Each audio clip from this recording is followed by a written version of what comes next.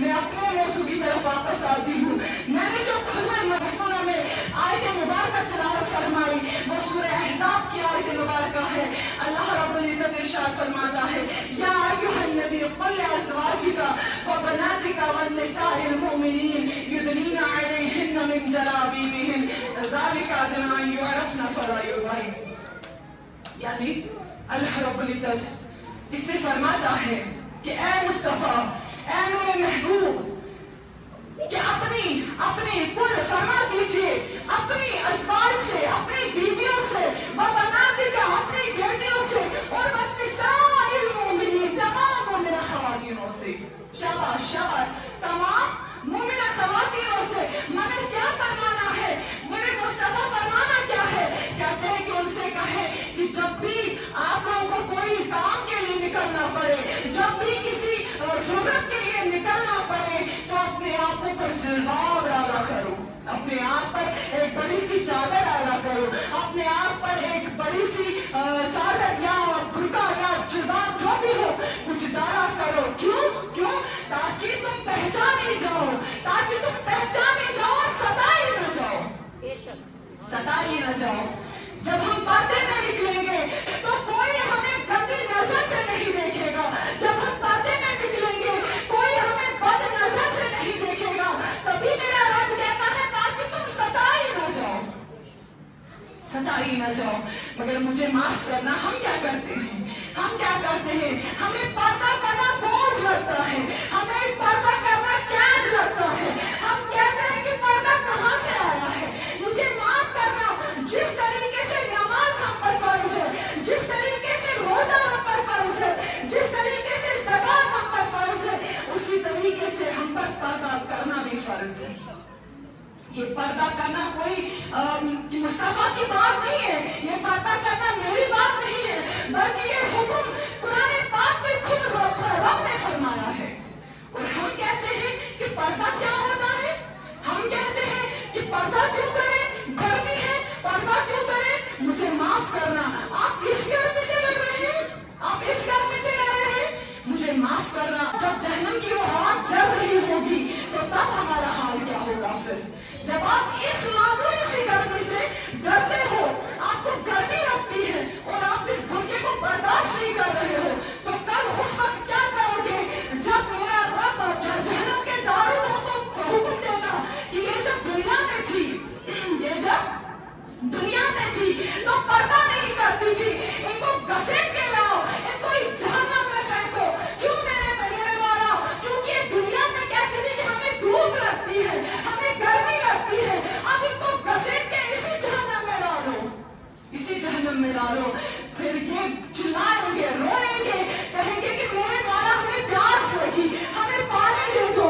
मगर मेरा रब हजारों साल बाद उन जहन्नमी दारों को हुक्म देगा कि यही जो बदबख्त खवातीन जहन्नम में है, इनकी शर्मगाहों से जो खून और पीप निकल रहा है, इनकी शर्मगाहों से जो ये पीप गर्मी की वजह से निकल रहा है, इसी को वापस लाओ, इसी को उबालो और इनके मुंह खोकर इनके मुंह में यही खून और पीप डालो।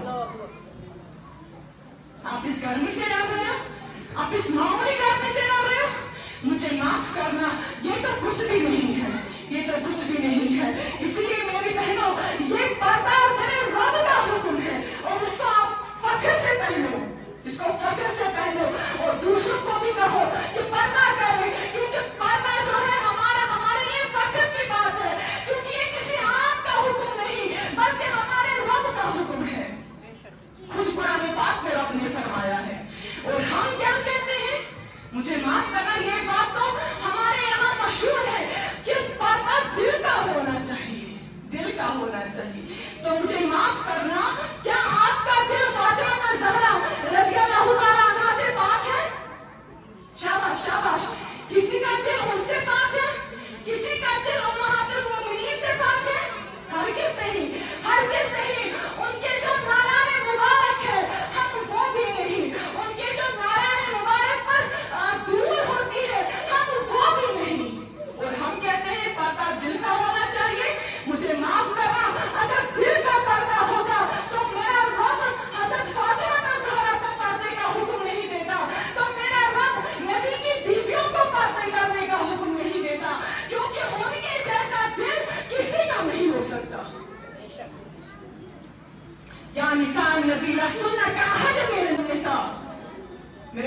फरमाया कि ऐ नबी की बीवियों, तुम सबसे हटके हो, तुम सबसे जुदा हो।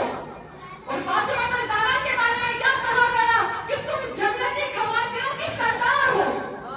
फिर उसे तो नहीं कहा जाता, अगर दिल की बात करे फिर उसे तो नहीं कहा जाता, फिर उसे तो नहीं कहा जाता कि आप पर्दा करें।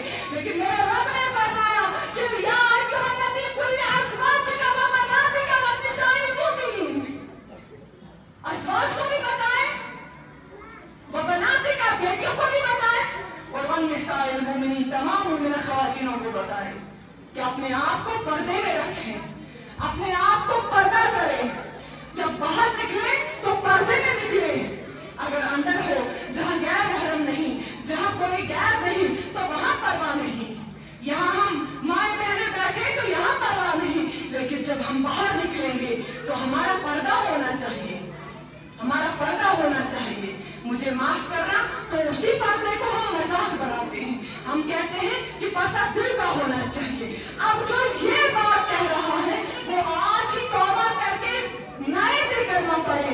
अब ये बात भी है कि उसका वाकई हम करना नए से क्यों करें, तो सुन ले, क्योंकि जब आपने ये कहा कि पर्दे का हुक्म जरूरी नहीं, या पर्दे का हुक्म किसने दिया, पर्दा दिल का होना चाहिए। यानी यहाँ तो फिर सीधी बात यहाँ पहुंची कि आप लोग रब की आयत को झुठला रहे हैं, क्योंकि ये रब ने कहा, ये मैंने तो नहीं कहा, या मेरे मुस्ताह ने तो नहीं कहा, बल्कि ये तो फरमान मेरे रब का है। और अगर हम रब के फरमान को झुठलाएं तो हम तो फिर दिन से खारिज हो जाते हैं। इसीलिए आज सभी तौबा करना या सभी नए से करना पड़ना जो ये कहते हैं कि पर्दा दिल का होना चाहिए। मुझे माफ करना। और हम क्या करते हैं, मेरी इस्लामी माँ और बहनों, हम आज यहाँ जमा तो हुए हैं, इमाम हुसैन की याद में जमा हुए हैं, शोहदाए करबला के लिए यहाँ पर जमा हुए, शोहदाए करबला की याद में यहाँ जमा हुए हैं। मगर कल क्या जवाब होगा इमाम हुसैन और शोहदाए करबला के सामने हमारा, जब वो कहेंगे कि पर्दा क्यों नहीं करते थे, नमाज क्यों नहीं पढ़ते थे। मुझे माफ करना, क्या आप इस बात को नहीं जानते कि हमें मुस्तफा ने कितनी इज्जत बख्शी है, हमें मुस्तफा ने कितनी इज्जत बख्शी है। क्या हमारी कोई इज्जत थी? कोई इज्जत नहीं थी। ना हमारा इस माशरे में कोई इज्जत था, ना कोई मकाम था, ना कोई इज्जत थी। यूज एंड थ्रो, इस्तेमाल करो और फेंक दो। हमें इस्तेमाल किया जाता था, अब फेंक दो। कुरकुरे लाते हैं ना, फिर खाते हैं, फिर जो रैप कवर होता है उसको क्या करते, उसको संभाल के रखते हैं, उसको क्या करते हैं, उठाकर फेंक देते हैं। वो हमारी हालत थी। मगर ये जान कुर्बान हो मुस्तफा पे, ये जान कुर्बान हो उस मुस्तफा पे जिसने हमें इज्जत बख्शी, जिसने हमें मकाम बख्शा, जिसने हमें इस माशरे में एक बड़ा मकाम अता फरमाया। मेरे मुस्तफा ने कहा अना अबुल बनात, कि मैं लड़कियों का बाप हूँ। आए है। जब भी कोई अच्छी बात सुनो तो सुभान अल्लाह की सदा तो आनी चाहिए, तब जाके महफिल में मजा आ जाता है। तो मेरे मुस्तफा ने कहा अना अबुल बनात, लड़कियों का बाप मैं हूँ। अब बात यहाँ पर गौर करने वाली ये है कि जब मेरे मुस्तफा ने कहा कि मैं लड़कियों का बाप हूँ, तो क्या मेरे मुस्तफा ने ये कहा कि मैं लड़कों का बाप हूँ? नहीं, हरगिज़ नहीं, कहीं ये नहीं कहा कि मैं लड़कों का बाप हूँ, बल्कि मेरे मुस्तफा ने कहा कि मैं लड़कियों का बाप हूँ। गुना इससे आपको ये समझ आना चाहिए कि हमें मुस्तफा ने कहा कि मेरी बेटियां हैं, तो मुस्तफा की बेटियां बेपर्दा करने वाली होनी चाहिए, तो मुस्तफा की बेटियां नमाजों को तर्क करने वाली होनी चाहिए, तो मुस्तफा की बेटियां गिबत करने वाली होनी चाहिए, बदकारी करने वाली होनी चाहिए। नहीं, रोज़े अखर में आराम फरमा रहे मुस्तफा जान रहमत सल्लल्लाहु अलैहि वसल्लम, उस वक्त उनके दिल मुबारक को कितनी तकलीफ होती होगी जब उसकी बेटी बेपर्दगी करती होगी, जब उसकी बेटी बेहयाई करती होगी, जब उसकी बेटी गुनाहों में मुलविस होती होगी, बदकारी में मुलविस होती होगी, मुझे माफ करना, अब हमारी बहनें तो शराब में भी मुलविस है, अब हमारी बहनें तो ड्रग्स में भी मुलविस है, मंशियात की शिकार हो रही है। क्या जवाब होगा उस वक्त मुस्तफा को, जब वो नबी पूछेगा, जब मेरा मुस्तफा पूछेगा कि आप शराब पी रहे थे? आप तो इमाम हुसैन की मजलिसें सजा रहे थे। उसने इसीलिए तो आवाज उठाई थी कि शराब वगैरह को खत्म कर दिया जाए, इस सब को खत्म कर दिया जाए, क्योंकि मेरे नाना जान ने फरमाया कि ये हराम है, मेरे रब ने फरमाया कि ये हराम है। और हमारे हाथों में शराब की बोतलें होती है, हमारे हाथों में मंशियात होती है, और हम मजे से ले लेते हैं, और हम मजे से पी लेते हैं। मुझे माफ करना मेरी इस्लामी माओ बहनों, हमारा क्या हाल होगा, हमारा क्या जवाब होगा उस वक्त जब मुस्तफा के सामने हमें खड़ा किया जाएगा। मेरी इस्लामी माओ और बहनों, मैं बोल रही थी कि हमें इज्जत, हमें मकाम, हमें ये शान मुस्तफा के वसीले से मिली है, मुस्तफा के वसीले से मिली है, वरना हमें इस मौसम में कोई इज्जत नहीं थी। मगर हम बहनें क्या कर रही है, मेरी माएँ क्या कर रही है, चंद पैसों के खातिर अपनी आखिरत को बर्बाद कर रही है, चंद पैसों के खातिर। कि अगर मैं डॉक्टर हूं तो अगर मैं दुपट्टा लगाऊं, सर पे बाल बंद रखूं, तो शायद मेरे पास पेशेंट ही ना आए। ये उसका ख्याल होता है कि शायद मेरे पास पेशेंट ही ना आए, तो उस वजह से वो क्या करती है, वो अपने सर से चादर को उतार देती है। वो कहती है कि अगर मैं चादर लगाऊं तो मुझे पेशेंट नहीं आएंगे, और अब जब पेशेंट नहीं आएंगे तो पैसे कहां से आएंगे, पैसे कहां से आएंगे। यही बात इंजीनियर की है, वो कहती है कि अगर मैं चादर लगा के बैठूं, फ्रॉक शलवार लगा के बैठूं, अगर मैं कोट ना लगाऊं, पैंट ना लगाऊं, तो मेरे पास फिर कहां से कस्टमर्स आएंगे। वो तो मेरे पोशाक होता है, लिबास होता है, वो तो उसको देखेंगे, वो तो उसको देखकर मुझे जज करेंगे। तो वो अपने जो जिस्म से कपड़े उतारकर पैंट और शर्ट लगाते हैं। मुझे माफ करना, चंद पैसों के खातिर हम अपने कपड़े उतार देते हैं, चंद पैसों के खातिर हम अपने सर से दुपट्टा उतार देते हैं। मुझे माफ करना, मेरा रब फरमाता है अल-हक़ मुतकासिर हत्ता ज़ुरतुमुल मकाबिर। रब फरमाता है कि ऐ नादान इंसान, तुझे क्या हो गया है, चंद पैसों की खातिर, चंद रुपयों की खातिर तूने अपनी आखिरत को बर्बाद कर दिया। इन पैसों ने तेरा इतना होश गवा दिया, इन पैसों ने तेरे इतने होश उड़ा दिए कि तुझे कब्र तक पहुंचा दिया, मगर तुझे कोई होश न रख पाया, तेरे होश ठिकाने नहीं रखे, इस मां ने तेरे होश ठिकाने नहीं रखे। और मुझे माफ करना, जिस पैसे के लिए हम इतना कर रहे हैं, जिस पैसे के लिए हम इतना लड़ रहे हैं, जिस पैसे के लिए हम अपने आप को नंगा कर रहे हैं, माफ करना, शायद अल्फाज जो है सख्त है, नंगा जो मैं कह रही हूँ शायद अल्फाज सख्त है, मगर माफ करें कि हमारी हालत है, ये हमारी हालत है। हम अपने आप को नंगा करते हैं चंद पैसों की खातिर, चंद पैसों की खातिर। मगर मेरा मुस्तफा फरमाता है कि जब एक इंसान इस दुनिया से निकलेगा, शाबाश शाबाश, मेरा मुस्तफा फरमाता है कि जब एक इंसान इस दुनिया से निकलेगा तो 7 चीजें उसके साथ जाएगी। मगर मेरे नबी वो कौन सी 3 चीजें हैं, फरमाया एक पैसा, एक माल, दूसरा अहलो अयाल, तीसरा अमल।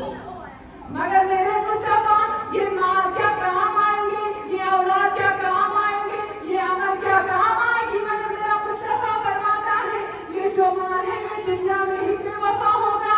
अभी तो तेरी आंखें बंद होने को होगी तो ये माल तुझे वही पे कहेगा क्या मेरा तेरे साथ कोई वास्ता नहीं। अगर इस इंसान ने इस माल को हराम तरीके से कमाया होगा तो याद रखना इसकी आखिरत तो तबाह और बर्बाद हो गई। लेकिन अगर इस इंसान ने इस माल को हलाल तरीके से कमाया होगा तो इसकी कब्र भी आबाद और इसकी आखिरत भी आबाद।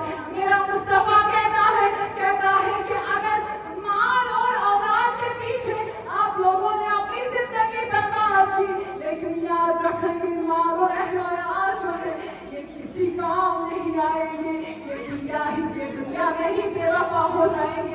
दुनिया में ही छोड़ के चले जाएंगे। क्या किसी ने आज तक पैसे कब्र में साथ दिए हैं? क्या किसी ने कब्र में साथ दिए हैं? क्या किसी ने अपने औलाद को देखा है अपने साथ कब्र में? कोई नहीं उतरेगा, चाहे कितनी ही मोहब्बत क्यों ना हो, लेकिन कोई साथ नहीं उतरता है। मगर मुझे माफ करना, मेरे मुस्तफा ने कहा कि ऐ नादानो, अगर पैसों और अयाल के लिए तुमने दुनिया में अपने आप को तबाह कर लिया तो याद रखना तुम्हारी कब्र भी बर्बाद है, तुम्हारी आखिरत भी बर्बाद है, दोनों बर्बाद है। मगर अगर अमल जो है उसमें कुछ था, अगर अमल में नमाज़ें थी, अगर नामे अमाल में कुरान की तिलावत थी, अगर नामे अमाल में मुस्तफा की मोहब्बत थी, अगर नामे अमाल में अहले बैत की मोहब्बत थी, तो याद रखना कब्र में भी आबाद हो, कामयाब हो, और आखिरत में भी आबाद हो, कामयाब हो। मगर हमारा क्या हाल होता है? हमारा हाल ये है कि हमें पैसे होने चाहिए, हमारा हाल ये है कि अपने औलादों के लिए बड़े बड़े बंगले बना के होने चाहिए, बड़ी बड़ी गाड़ियां होनी चाहिए। आखिरत हो या ना हो हमारे लिए कोई फर्क नहीं पड़ती, हमें उससे कोई फर्क नहीं पड़ता तो उनकी आखिरत सही हो या गलत हो। हमें बस एक चीज से फर्क पड़ता है कि हमारे पास माल होना चाहिए, हमारा बैंक जो है भर के होना, बैंक अकाउंट जो है भर के होना चाहिए, भले ही हमारे औलादों के पास, हमारे बच्चों के पास नमाज़ें हो। मगर मेरे मुस्तफा ने कहा कि जब एक बंदा, ये जो अमल है ये इंसान के साथ जाती है, और जब एक बंदा इस दुनिया से इंतकाल फरमाता है, जब एक बंदा इस दुनिया से इंतकाल फरमाता है, तो मेरे मुस्तफा होता क्या है? कहा जब इसको ताबूत के अंदर रखते हैं, ताबूत समझते जिसमें मुर्दे को ले जाते हैं कब्रिस्तान तक, तो जब उसको उसमें भरते हैं तो वहां से चिल्लाने की आवाज आती है। वो कहते हैं कि मुझे वहां मत ले जाओ, मुझे कहाँ ले जा रहे हो, मुझे मत ले जाओ, मैं वहां नहीं जाना चाहता हूँ, मुझे मत ले जाओ, मुझे इधर छोड़ो, मुझे नहीं जाना है। मगर मेरे मुस्तफा ये ऐसे क्यों चिल्ला रहा है? ये क्यों चिल्ला रहा है? ये क्यों नहीं जाना चाहता है? ये क्यों कहता है कि मुझे वापस लाओ? कहते हैं कि जब इसको ताबूत के अंदर भरते हैं तो इसके आंखों के सामने कब्र मुनकशिफ होती है, यानी ताबूत के अंदर ही कब्र को देखता है, और ये ताबूत के अंदर ही अपने कब्र को जहन्नम के आग से भरा हुआ पाता है। और इसीलिए चिल्ला रहा है कि उधर मत ले जाओ मुझे, उधर मत ले जाओ मुझे। मेरे बच्चों, मैंने तो हराम तरीके से माल कमा कर तुम्हारे लिए लाया, तुम्हारे लिए गाड़ियां बना के रखी, तुम्हारे लिए मकान बना के रखे, तुम्हारे लिए प्रॉपर्टी बना के रखी, और तुम लोग मुझे जहन्नम में लगे रहे हो। मुझे मत ले जाओ वहां, मुझे मत ले जाओ वहां। मगर क्या माफ करना, वही जब एक नेकोकार को ताबूत के अंदर भरते हैं तो मेरे नबी वो क्या करता है? कहते हैं कि वो भी चिल्लाता है, जिस तरीके से वो चिल्लाता है ये भी चिल्लाता है, मगर उसके चिल्लाने और इसके चिल्लाने में फर्क है। अब फर्क क्या है? कहते हैं कि वो चिल्लाता है कि आप मुझे आहिस्ता क्यों ले जा रहे हैं, मुझे आहिस्ता क्यों ले जा रहे हैं, जरा तेज चले, दौड़ के चले, मुझे अपनी असली मंजिल तक ले जाए। सुभान अल्लाह।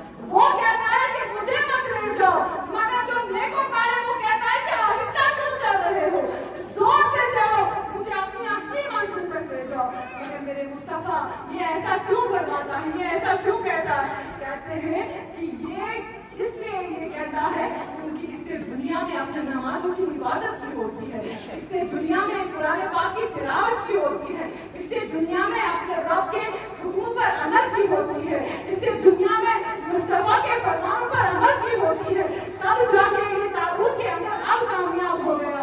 क्यों? क्योंकि जब इसके सामने भी आंखों के सामने कब्र मुनकशिफ होती है तो ये ताबूत नहीं देखता है कि मेरी कब्र जो है वो जन्नत के फर्शों फरोश से सजी हुई होती है। शाबाश, वो जन्नत के फर्शों फरोश मैटिंग से वो सजी होती है, दुनियावी मैटिंग नहीं बल्कि जन्नत की मैटिंग, ये वाली मैटिंग नहीं, जन्नत की मैटिंग उसमें लगी होती है, वो सजी होती है, वो नूरानियत वाली कब्र होती है। तो इसीलिए मेरी इस्लामी माँ और बहनों, अगर आप भी चाहते हैं कि आप अपनी कब्र को भी आबाद करो, आप अपनी आखिरत को भी आबाद करो तो उसके लिए आपको क्या करना है? अपने मुस्तफा की गुलामी करनी है, अपने मुस्तफा के पीछे पीछे चलना है। क्योंकि मेरी इस्लामी माँ बहनों, हम क्या कहते हैं कि हम कसम से एक बात बताए, हम आज इमाम हुसैन रज़ियल्लाहु ताला अन्हु की महफिल में यहाँ आए हैं ना, उनकी शहादत के लिए जब इस महफिल में जमा हुए हैं ना, शोहदा करबला के बारे के लिए यहाँ पे जमा हुए हैं ना, मुझे माफ करना अगर हम उनके लिए जमा हुए हैं तो क्या हमने अपनी नमाजों की तरफ नजर की है? क्या हमने अपनी नमाजों की तरफ नजर की है? क्या हम नमाजें पढ़ रहे हैं? हम नमाजों की हिफाजत कर रहे हैं? इमाम हुसैन ने तो अपना सर कटाया मगर नमाज नहीं छोड़ी, तो हमारा क्या हाल है? हमारा क्या हाल है? वही अगर मैं एक वाक्य बयान करूं कि आसिया रज़ियल्लाहु ताला अन्हा का अगर मैं वाक्य बयान करूं तो ये वो आसिया है जिसको बताया जाता है, 4 लोगों को बुलाया जाता है। उन 3 का बयान नहीं करूंगी, बस खातून का बयान करूंगी। एक खातून को बुलाया जा रहा है, उसको वो बताया जा रहा है कि मुझे बताओ नमाज को वक्त पे क्यों अदा नहीं करते थे? वो खातून जो थी नमाज तो पढ़ती थी मगर वक्त पे नहीं पढ़ती थी, वक्त पे नहीं पढ़ती थी। अब उसे सवाल किया गया कि वक्त पे नमाज क्यों नहीं पढ़ती थी? तो उसने वापस कहा कि मेरे मुस्तफा या मेरे मौला, मेरे बच्चे थे या मेरा शौहर तेज मिजाज था, अगर खाना वक्त पर तैयार नहीं होता या अगर रोटी वक्त पर तैयार नहीं होती तो वो मुझे मारता था, पीटता था। उस वजह से मुझे नमाज पढ़ने में देरी होती थी, मैं वक्त पर नमाज नहीं पढ़ पाती थी। तो वहां से भी आवाज आती है कि हजरत आसिया रज़ियल्लाहु ताला अन्हा को लाओ। जब आसिया रज़ियल्लाहु ताला अन्हा को लाया जाता है तो उसे सवाल किया जाता है कि ऐ आसिया रज़ियल्लाहु ताला अन्हा, जरा आप बताएं हमें कि आप किसकी बीवी थी? तो उसने वापस कहा कि ऐ मेरे मौला, मैं फिरौन की बीवी थी, मैं फिरौन की बीवी थी। मगर ऐ आसिया रज़ियल्लाहु ताला अन्हा, क्या तूने कभी नमाज को तर्क किया है? क्या तूने कभी नमाज को बेवक्त पढ़ा है, यानी वक्त पर नहीं पढ़ी? तो आसिया रज़ियल्लाहु ताला अन्हा वापस बयान फरमाती थी, मेरे मौला कभी नहीं, ऐसा हरगिज़ नहीं हुआ कि आसिया रज़ियल्लाहु ताला अन्हा नमाजों के साथ छेड़खानी करती या बेवक्त होकर नमाजें पढ़ती। मैं वक्त पर अपनी नमाजें अदा करती थी। मगर आसिया रज़ियल्लाहु ताला अन्हा, जरा ये बता कि फिरौन तेरे साथ क्या करता था और फिरौन कौन था? क्या आप फिरौन को जानते हैं? फिरौन वो था जो ये कहता था कि मैं खुदा हूँ, खुदाई का दावा करता था कि मैं खुदा हूँ, मुझे खुदा मानो, और जो नहीं मानता था उसके साथ जुल्म तशद्दुद इतना करता था कि वो इंसान मजबूर होता था फिरौन को खुदा मानने के लिए। अब जब बीवी की बात आई तो मेरे रब ने कहा, है आसिया, तेरा शौहर तो फिरौन था, वो तो खुद को खुदा मानता था, क्या तूने कभी उसको खुदा माना? कहा ला नहीं। ए आसिया, तेरे साथ क्या होता था? तो आसिया रज़ियल्लाहु ताला अन्हा उठी, कहा है मेरे मौला, वो फिरौन मुझे कहता था कि मुझे खुदा मानो, मगर मैंने नहीं माना। वो मुझे मारता था, चाकू से मुझे मारता था, मगर तब भी मैंने नहीं माना। और इतना ही नहीं, वो मेरे कपड़े निकालता था, गुलामों के सामने मुझे नंगा लिटा देता था और मेरे पेट पे बड़ा पत्थर रखता था और कहता था कि मुझे खुदा मानो। मगर आसिया रज़ियल्लाहु ताला इतना जुल्म बर्दाश्त करके आपने उसको माना खुदा? कहा ला मेरे मौला, मैंने तब भी नहीं माना। कहा आसिया रज़ियल्लाहु ताला अन्हा ने कहा क्या मेरे मौला, इतना ही नहीं, जब सारा तशद्दुद मुझ पर करता था और मैं नहीं मानती थी, लास्ट में वो अपने गुलामों को हुक्म देता था कील लाओ। मगर कील किसके लिए है? आसिया रज़ियल्लाहु ताला अन्हा, कहा वो कील बनवाता था और मुझे पेड़ के साथ खड़ा करता था और उस पेड़ के साथ मेरे हाथों में कील ठोकता था। वो हाथों में ही मेरे पैरों में भी कील ठोकता था, कहता था कि मुझे खुदा मानो, मगर मैं तब भी उसे खुदा नहीं मानती थी। मगर आसिया रज़ियल्लाहु ताला अन्हा इतना सब्र कहाँ से लाया? इतना सब्र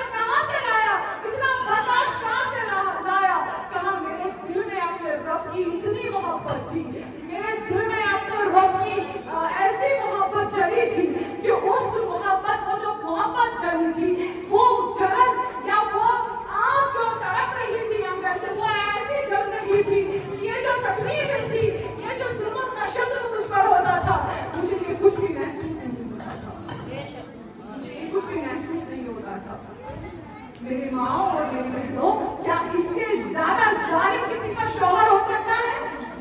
हरगिज़ नहीं।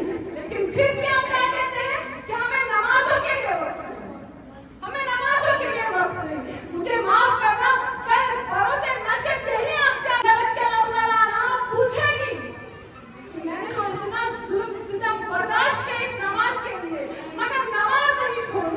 आप लोगों ने नमाज क्यों छोड़ी? आपका शौहर तो ऐसा नहीं था, आपके भाई तो ऐसे नहीं थे, मगर फिर भी आप नमाजों की हिफाजत नहीं करते थे। मुझे माफ करना मेरी इस्लामी माओ बहनों, हम बेशक मुसलमान तो है, मगर माफ करना हम शायद नाम के मुसलमान है, काम के मुसलमान हैं। क्योंकि अगर हम काम के मुसलमान होते तो हमारे नमाजें, हमारा पर्दा, हमारी पूरी जिंदगी, हमारा सब कुछ वैसे होता जैसे हमें फातिमा ज़हरा रज़ियल्लाहु तआला अन्हा ने रहनुमाई की। वो कौन सा काम है जिसमें फातिमा ज़हरा रज़ियल्लाहु तआला अन्हा ने हमारी रहनुमाई नहीं फरमाई?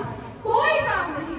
हर काम में हमें फातिमा ज़हरा रज़ियल्लाहु तआला अन्हा ने रहनुमाई फरमाई, रहबरी फरमाई। और मेरी इस्लामी माओ बहनों, इस महफिल में हम सभी मुसलमान हैं, यानी हमारा रिलीजन इस्लाम है। और इस्लाम का माना क्या है? इस्लाम का माना ही है सलामती, अमन। यानी दीन इस्लाम हमें सलामती और अमन का पैगाम देता है और हर चीज में रहनुमाई और रहबरी करता है। अगर हम खाने की बात करें तो रहनुमाई करता है, सोने की बात करें तो रहनुमाई करता है, उठने की बात करें तो रहनुमाई करता है, हर चीज में रहनुमाई करता है। वही बच्चों की बात करें तो बच्चों को रब फरमाता है, वो बिलवालिदैन इहसाना इम्मा यब्लुगन्ना इंदकल किबर औ किलाहुमा फला तकुल लहुमा। क्या बच्चों कैसी तरबियत करता है? क्या बच्चों वबिलवालिदैन इहसाना, अपने माँ बाप के साथ उसने सलूक करो, अपने माँ बाप के साथ उसने सलूक करो। अगर तुम्हें दुनिया में ये दोनों मिले या दोनों में एक ही मिले, चाहे बुजुर्ग ही क्यों ना हो, मगर इनको कभी उफ नहीं करना, उफ नहीं करना। अब मैं उफ समझाऊंगा अपने तरीके से कि हमने बिस्तर भी डाला, खाना भी खिलाया, कपड़े भी धोए, हर वो काम किया जो उनको करना, उनके लिए हमें करना था। मगर हमने लास्ट में ये सब कुछ करके, अच्छे से करके, हमने लास्ट में ये किया। ये सांस थी, और ये वो सांस थी, ये वो सांस हमने छोड़ी कि इससे जाहिर हुआ कि यानी कि हम पर बोझ है, ये हम पर, हमने काम तो सारा कर दिया, लेकिन लास्ट में ये जो हमने उफ किया, मेरे रब ने कहा उफ भी मत करना, मेरे रब ने कहा उफ भी मत करना। मगर मुझे माफ करना, हमारी हालत ऐसी है, क्या हम ऐसे बच्चे हैं? क्या हम अपने वालिदैन के साथ ऐसा सलूक करते हैं? यही वजह है कि हम खारो जलील हो रहे हैं। यही वजह है कि दुनिया में मुसलमानों को हर तरीके से खारो जलील किया जा रहा है। क्योंकि जब एक मुसलमान कुरान से कट गया, जब एक मुसलमान मुस्तफा से कट गया, क्योंकि मुस्तफा का दामन ही हमारे लिए सब कुछ था। मेरे रब फरमाता है लक़द काना लकुम फी रसूलिल्लाहि उस्वतुन हसना, बेशक हमारे लिए बेहतरीन रोल मॉडल है मोहम्मद रसूलुल्लाह सल्लल्लाहु अलैहि वसल्लम।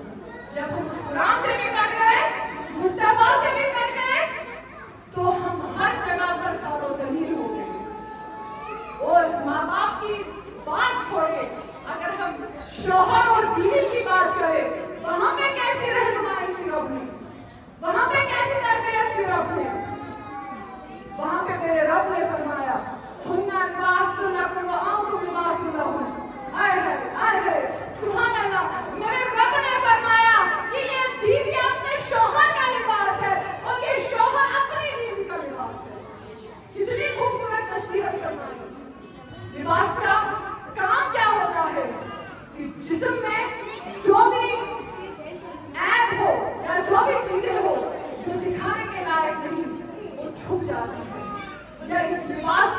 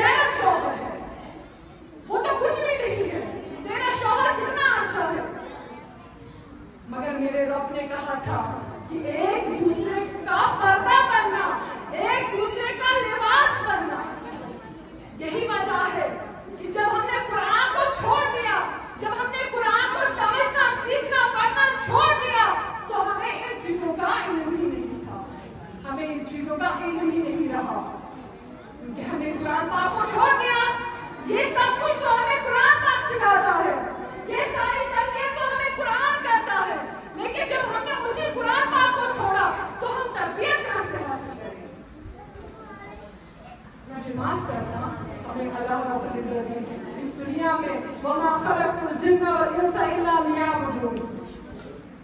जिन और इंसान को अल्लाह रब्बुल इज्जत ने बनाया ही है अपनी इबादत के लिए। ये हमारी जो तख्लीक हुई है, हमें जो बनाया गया है, वो किसके लिए? अपने रब की इबादत के लिए। हमारा मकसद था अपने रब की फरमाबरदारी, हमारा मकसद था अपने रब की बंदगी करना। मगर हम रब की बंदगी नहीं, हम लोगों की बंदगी में लग रहे हैं। मुझे माफ करना, हम अपने रब के सामने नहीं झुकते हैं, हम लोगों के सामने झुकते हैं। और यही खास वजह है कि मुसलमान हर जगह पर बर्बाद है, मुसलमान हर जगह पर खारे ज़मीन है। यही मेन वजह है। और हम कहते हैं कि हम एग्जाम्स क्वालिफाई नहीं कर पाते हैं, हमारे घर में स्कूल नहीं है, हम रोज किसी न किसी बीमारी से लड़ते हैं, हम रोज परेशान होते हैं, हम डिप्रेशन का शिकार हो रहे हैं, हम एंजाइटी का शिकार हो रहे हैं। अरे ये डिप्रेशन या एंजाइटी होता क्या है? ये पहले तो नहीं था, ये पहले तो नहीं था। क्या लोग पहले नहीं थे? क्या बस हम लोग हैं जिनके पास दिमाग है?